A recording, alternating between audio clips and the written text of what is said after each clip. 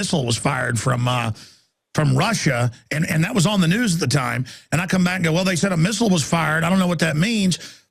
And then I was on Michael Trudeau's show joking around about it hours later when it didn't happen, going, missile fired, like making a joke after we knew it was that Scud out of Serbia. But that was the media trying to hide. And then they went and edited it all together. The media did, to like 5 minutes of me sounding completely like a crazy person to take it out of context. That happened last week.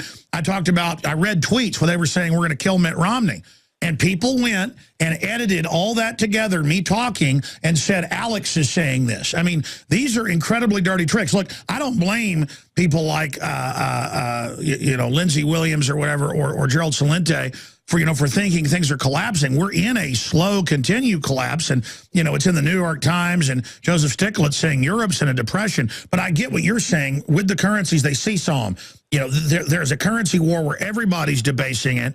And so the dollar will fall faster for a while, then others will fall faster. That'll make the dollar look like it's going up. But generally, they want a slow collapse into austerity. They don't want a big one. So you're saying you think, and believe me, I hope that's the case, buying more time. But, Europe's already in a pretty big pickle, and we're already seeing a lot of stuff here. You're saying you don't think by next April, like Max Kaiser says, that it's going to really be bad?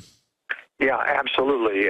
It's not that it's not bad. It is bad. I'm saying that they have the power to cover it up longer and extend it out. Let me just give my reasoning here because it's very, very important. Let's talk about the threat of hyperinflation, for example. And by the way, let me just say, like Y2K, the number one reason that everybody gives me when they call about relocation or secure home consultation is I'm afraid of imminent collapse, and I got to get out within the next month. And I keep telling people, you have more time to do this stuff properly. Because if you try to do things like the end of the world is coming in a month, you're going to get caught like Y2K out there in the boonies with no income stream. And everyone's going to laugh at you. Listen, I have been saying 2012 is a hoax for 5 years. Well, you watch. When the world doesn't end December 21st, I'm going to get blamed, and they're going to say Alex Jones said the world was going to end. You watch. Yeah.